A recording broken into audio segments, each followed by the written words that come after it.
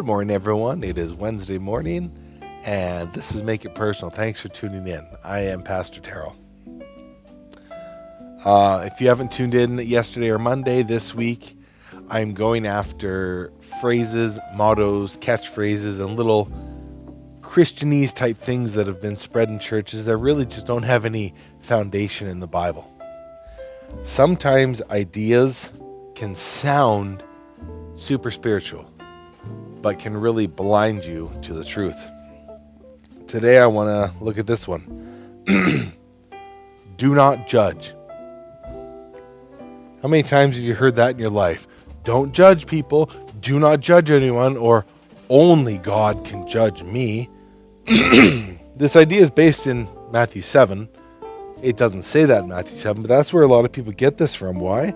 Because the first three words in Matthew chapter 7 say, do not judge.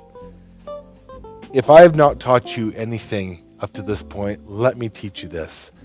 When you see something in the Bible, don't stop and take that out and say, this is my doctrine. Read the whole thing. Because Jesus is speaking here, and is he actually saying, do not judge anyone ever? What does it say? Do not judge, so that you will not be judged. For in the way you judge, you will be judged. The same way you measure to other people, it will be measured back at you. Why do you look at the speck in your brother's eye, but do not notice the log that is in your own eye? Or how can you say to your brother, let me take the speck out of your eye, and behold, the log is in yours? You hypocrite.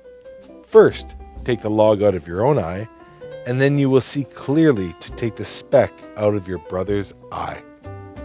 Jesus is not instructing us never to judge.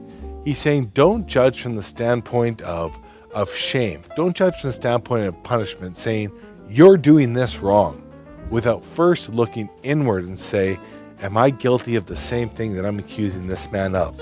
Because if you can first clear that stumbling block from in front of you, you can now, with a righteous and pure motive, judge your brother and help him see the light. It can really be tied to the principle of sowing and reaping, which is essentially the prime principle of life as God has created it. How you judge is of utmost importance, not simply whether or not you do judge. So before you judge others, be sure your own life lines up with what you're saying. If you train yourself to judge with righteousness, your only goal will be to help those you see, never to shame them or never to see them brought to punishment. Amen. God bless you. See you tomorrow.